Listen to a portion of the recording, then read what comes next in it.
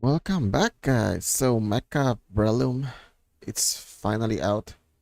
It's finally out in 1.0. So, basically, what they add is they add a freaking battle pass. I still don't know what's the season points is for.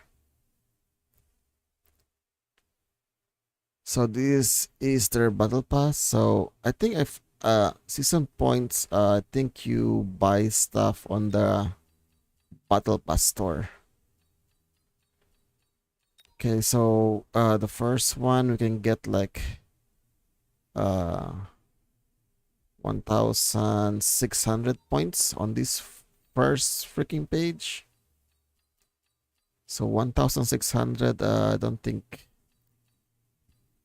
I'm just gonna save for the gilded skins for the marksman and the scorpion, I think. So if you're new to Mechabellum, so basically Mechabellum is an auto battler mech. It's a mech auto battler. And these are your mech. You know what? Since it's 1.0, I'm gonna tell you all about the freaking mech. So first we have the freaking crawler. So this is your standard swarm mech. They also have a technology that can replicate. So when they destroy enemies, they can make more of themselves. And it's your standard soldier mech. So this is also one of those swarm cannon folder type of mech, but the crawler is melee. This is range, but they also have less units per stack. See, there's 24 here, and there's only 18 here. Yeah, they're just cannon folder. And this is your arc light. So this is an anti-swarm mech. It only comes with one unit. It's a little bit bigger than the other units. And it can also, it has an AOA attacks. So next we have the marksman. So this is your standard sniper unit.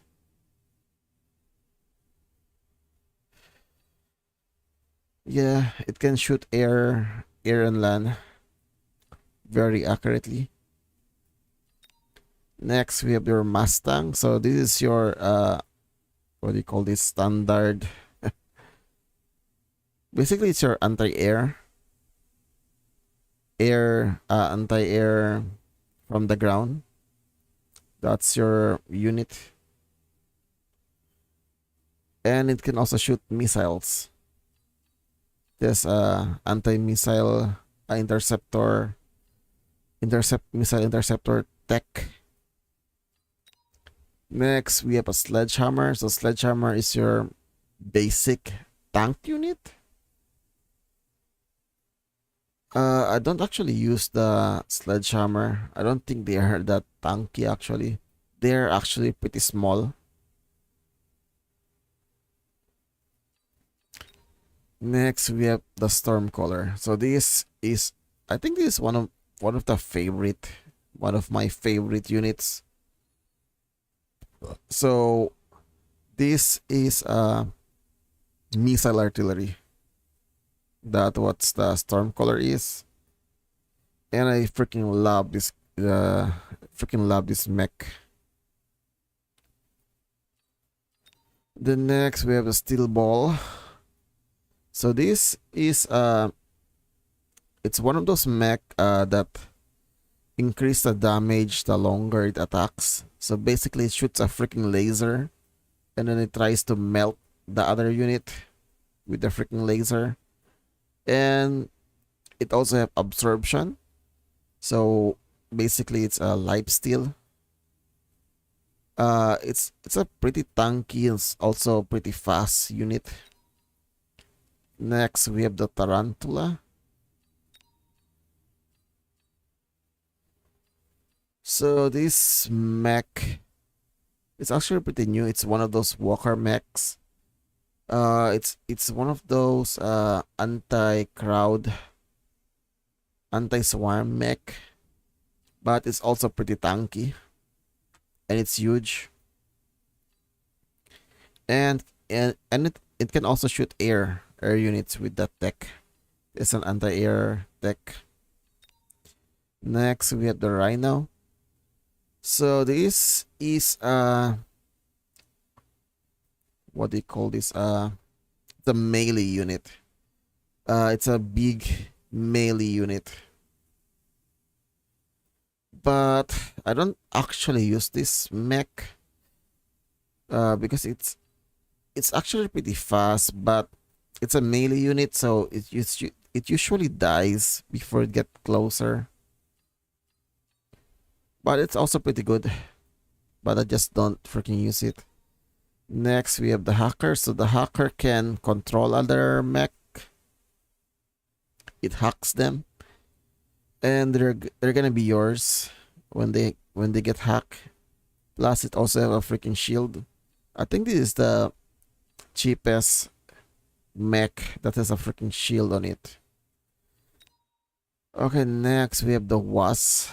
So it's a swarm flying unit. I actually like this thing, and it also have it has an energy shield. So basically, the energy shield it doubles the HP, and it can survive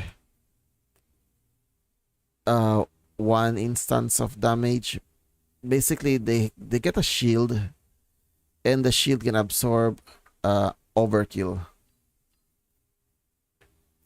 Okay, next we have the Phoenix. So this is a flying sniper unit, and it comes in two.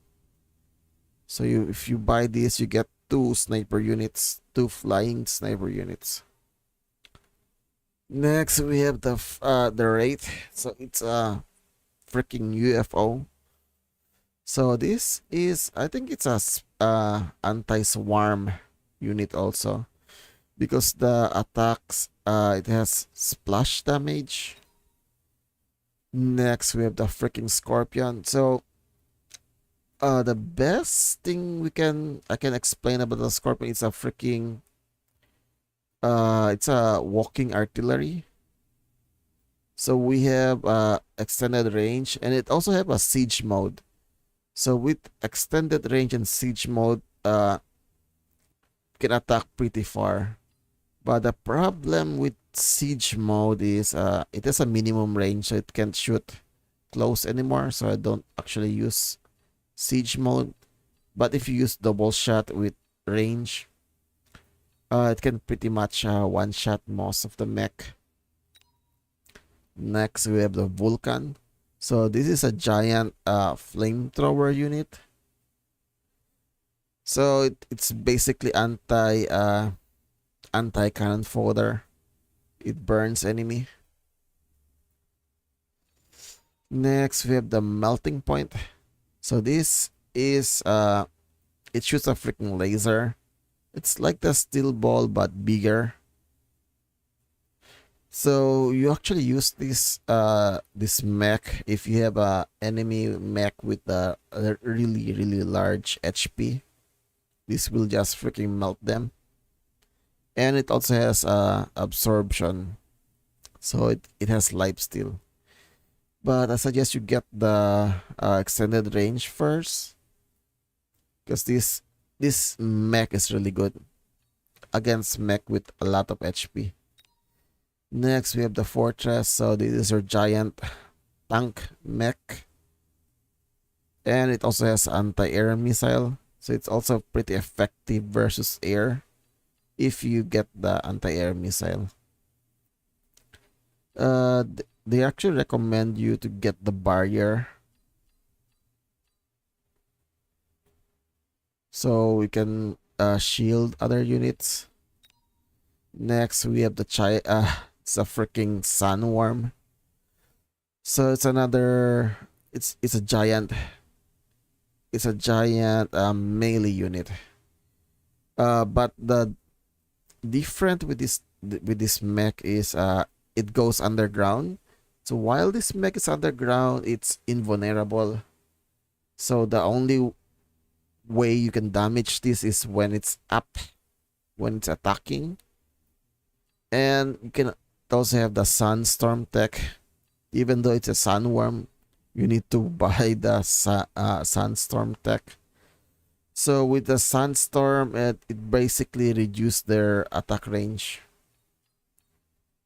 which is pretty good actually. Next, we have the Overlord. So this is a giant aircraft.